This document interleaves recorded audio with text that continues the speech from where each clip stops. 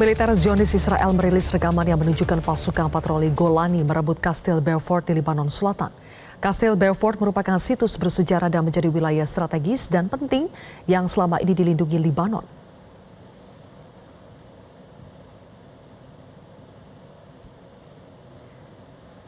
Rekaman video menunjukkan pasukan Zionis bergerak melalui benteng dan memasuki kastil. Setelah menguasai Kastil Beaufort, tentara Zionis mengibarkan bendera Zionis Israel di titik tertinggi benteng tersebut.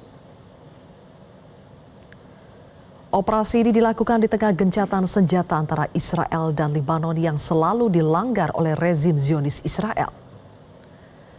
Kastil Beaufort berada di lokasi dataran tinggi dan strategis hingga memungkinkan pasukan Zionis Israel mengawasi sebagian besar wilayah Lebanon Selatan dan bagian utara wilayah pendudukan Israel. Kastil Beaufort merupakan bangunan benteng dari abad pertengahan yang berdiri di atas bukit curam, sekitar 700 meter di atas permukaan laut. Lokasi ini menjadikannya salah satu titik militer paling strategis di Lebanon dan telah berkali-kali menjadi medan pertempuran dalam serangan Israel ke Lebanon selama beberapa dekade terakhir. Zionis Netanyahu memuji keberhasilan tentara Zionis Israel merebut benteng peninggalan perang salib tersebut.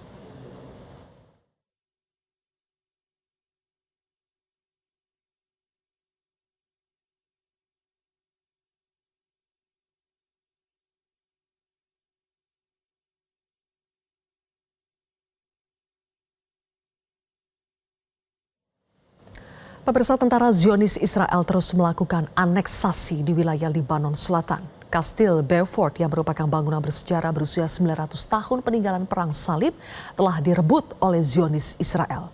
Pelanggaran gencatan senjata oleh Israel terus berulang. Apakah perundingan gencatan senjata baru terancam batal digelar? Untuk membahasnya sudah bergabung bersama kami pengamat Timur Tengah Faisal Assegaf. Selamat sore, Mas Faisal. Selamat sore Mbak Zilvia, apa kabar? Kabar baik, Mas Faisal. Kabar terbaru, Kastil Beaufort sudah direbut oleh Zionis Israel. Apa artinya ini bagi kedaulatan Lebanon? Ya, saya kira sejak Hezbollah ikut solidaritas dalam perang menghadapi agresi Amerika dengan Israel terhadap Iran sejak 2 Maret, itu pertempuran antara Israel dengan Hezbollah kembali memanas di wilayah perbatasan. Dengan perebutan kastil ini, kalau tidak salah jaraknya dari perbatasan Lebanon dengan Israel sekitar 10 km.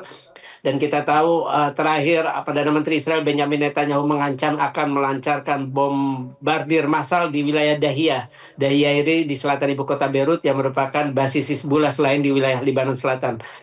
Dengan artinya Israel di bawah Netanyahu ingin kembali menginvasi wilayah Lebanon Selatan. Itu pernah mereka lakukan pada 1982, invasi hingga ke Beirut dan sampai pada pembantaian di kamp Palestina Sabra Shatila di ibu kota Beirut.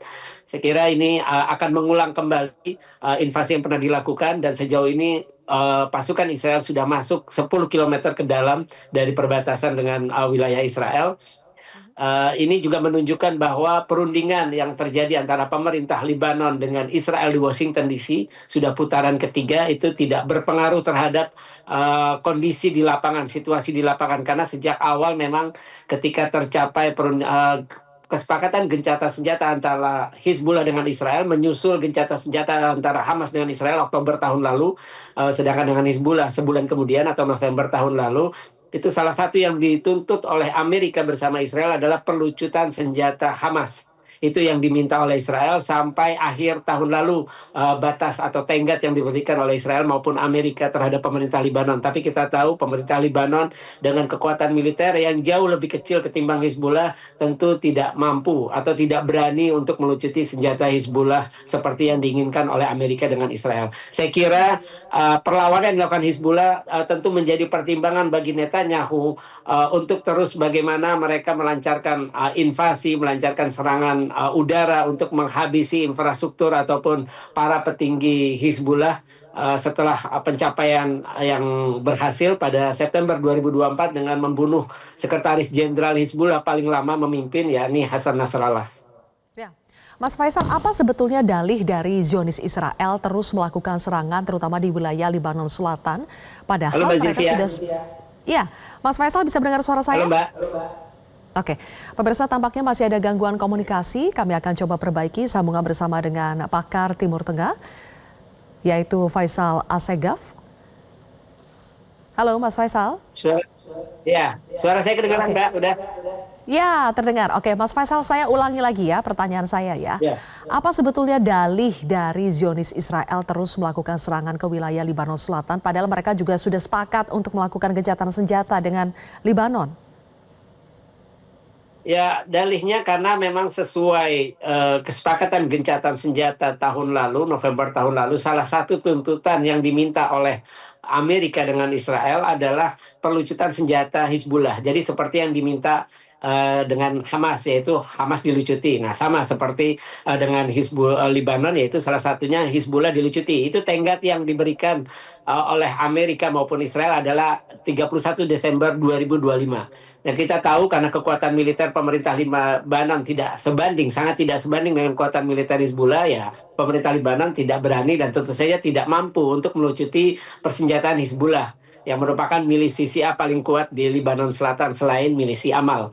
Jadi itulah yang menjadi alasan. Selama masih ada Hizbullah, Israel akan menganggap bahwa wilayah utaranya yang berbatasan dengan Libanon Selatan adalah akan selalu menjadi ancaman bagi serangan yang dilakukan oleh Hizbullah. Kita tahu ketika terjadi perang 2006, itu Hizbullah berhasil menculik 2 tentara Israel, kemudian tewas 2 tentara itu dibunuh. Itu yang memicu perang pertama antara Hizbullah dengan Israel pada 2006 itu. Nah, ketika Israel melancarkan invasi hingga ke Beirut pada 1982, itu Hizbullah belum terbentuk.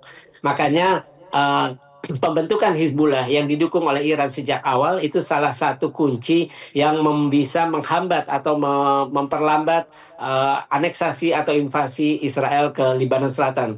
Kita bisa membayangkan kalau tidak ada Hizbullah dengan kekuatan militer yang bisa diandalkan di selatan, tentu saja Israel sudah merangsek sejak lama hingga ke Beirut.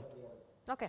Kalau begitu, apakah dalam waktu dekat menurut Anda Hizbullah akan kembali melancarkan serangan balasan kepada Israel setelah mereka merebut Kastil Beaufort? Saya kira itu sudah dilakukan ya. Dengan Hizbullah sekarang lebih mengandalkan FPX drone, jadi drone kabel fiber optik yang sejauh ini tidak bisa diantisipasi oleh Israel, pasukan Israel. Kalau tidak salah hari ini sudah 1 tentara Israel yang tewas akibat serbuan FPX drone. Selain juga Hizbullah mengandalkan roket anti tank ATGM yang menjadi seperti peluru sniper atau penembak jitu yang bisa langsung menyasar tentara Israel atau markas-markas tentara Israel terutama di wilayah utara. Saya kira Hizbullah sudah menyatakan kesiapannya untuk terus menggempur Israel atau untuk memperlambat laju invasi Israel ke selatan. Karena sejauh ini kan Israel sudah menguasai wilayah selatan Sungai Litani dan mereka ingin masuk ke wilayah utara Sungai Litani yang masih dikuasai oleh Hizbullah sampai sekarang. Oke. Lalu dari negara luar seperti Prancis misalnya, mereka sudah bereaksi meminta PBB untuk segera menggelar rapat untuk bisa membahas serangan terbaru Israel ke benteng Beaufort. Apakah itu akan ada pengaruhnya? Ya, itu bisa berpengaruh kalau misalkan ada draft resolusi yang disepakati Dewan Keamanan dengan menerjunkan pasukan internasional untuk mengusir pasukan Israel keluar dari wilayah Libanon Selatan. Karena kita tahu misi UNIFIL selama ini adalah misi yang bersifat pasif. Artinya mereka tidak agresif untuk mengusir Israel dari wilayah selatan Libanon, tapi mereka hanya berjaga di tengah-tengah antara wilayah utara Sungai Litani hingga wilayah selatan Libanon yang berbatasan dengan Israel. Saya kira kalau memang mau efektif untuk mengusir atau menghentikan invasi Israel di wilayah Libanon Selatan, ya, draft resolusinya adalah menerjunkan pasukan internasional untuk mengusir Israel dari wilayah Libanon karena itu merupakan pelanggaran hukum internasional karena menginvasi atau menyerang negara berdaulat merdeka dan berdaulat lainnya. Oke, lalu Mas Faisal, bagaimana dengan nasib kelanjutan dari negosiasi gencatan senjata antara Israel dengan Libanon, pemerintahan Libanon ya, yang dimediasi oleh Amerika Serikat? Sebetulnya rencananya berlangsung besok di Washington. Apakah terancam batal? Ya tentu saja perundingan ini tidak akan efektif karena yang berperang adalah Hizbullah, bukan pemerintah Israel. Ketika Hizbullah tidak diikutkan dalam perundingan dan kita tahu Hizbullah menolak berunding langsung dengan Israel karena menganggap Israel adalah agresor, menganggap Israel adalah penjajah, ya saya kira ini tidak akan berefektif. Karena salah satu tuntutan yang diminta seperti di awal gencatan senjata tahun lalu yang diminta oleh Israel maupun Amerika adalah Hizbullah harus dilucuti senjatanya. Nah ini skenario-nya dua. Kalau pemerintah Israel pemerintah Libanon tidak mampu dan tidak berani melucuti senjata Hezbollah, maka Israel yang akan melakukan dengan operasi militer yang seperti mereka lakukan sekarang. Terakhir itu ya tadi seperti saya sebutkan, Netanyahu sudah memerintahkan bombardir massal wilayah Dahia. Dahia ini jaraknya sekitar 1,5 kilometer dari Bandar Udara Rafiq Hariri yang merupakan basis Hezbollah di ibu kota Beirut. Ya, perundingan itu tidak akan berjalan dengan semestinya, yaitu tadi karena tidak melibatkan pihak yang berperang, hanya Israel dengan pemerintah Libanon. Yang berperang selama ini bukan tentara pemerintah Libanon melawan Israel, tapi milisi Hizbullah. Meski mereka milisi, tapi di pemerintahan mereka punya anggota di parlemen. Itu ketua fraksinya yang pernah saya wawancarai 2007, Muhammad Hasan Raat. Itu mereka masih ada di parlemen, dan Hizbullah ini bukan sekedar milisi, mereka juga partai dan ikut dalam pemilihan umum di Libanon. Ini memang situasinya sangat rumit di Libanon karena memang negara ini adalah negara yang kekuasaan sistem pemerintahnya dibagi sektarian, di mana kelompok Sunni mendapat jatah sebagai perdana menteri, kemudian juga presiden dari kelompok Kristen dan ketua parlemen dari kelompok Syiah. Tapi Syiahnya bukan Hizbullah, Syiah Amal yang lebih kecil kekuatannya ketimbang Hizbullah. Oke, baik. Terakhir, Mas Faisal, kalau begitu dengan kondisi terkini, apakah Hizbullah masih punya kekuatan untuk bisa menahan atau bahkan menggempur balik Zionis Israel yang saat ini terus melakukan invasinya di wilayah Libanon Selatan? Ya, ini diakui oleh para pejabat militer Israel bahwa mereka tidak menyangka setelah 2 tahun berperang Hizbullah untuk mendukung rakyat Palestina di jalur Gaza sebagai solidaritas. 7 Oktober serangan Hamas, 8 Oktober Hizbullah ikut berperang untuk membantu untuk menyatakan solidaritas. Ternyata Hizbullah masih kuat ketika Iran diserang, mereka 28 Februari, 2 Maret mereka ikut menggempur Israel.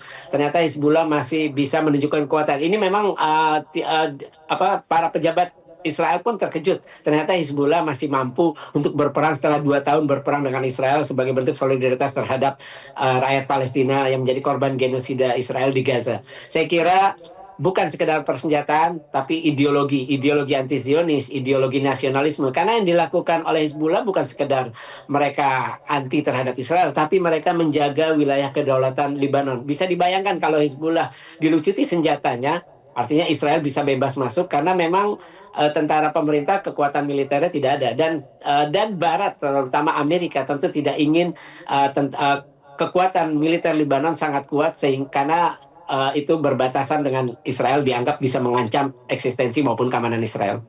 Oke, baik. Mas Faisal Assegaf, terima kasih atas analisa Anda di program Metro hari ini. Jelajahi cara baru mendapatkan informasi. Download Metro TV Extend sekarang.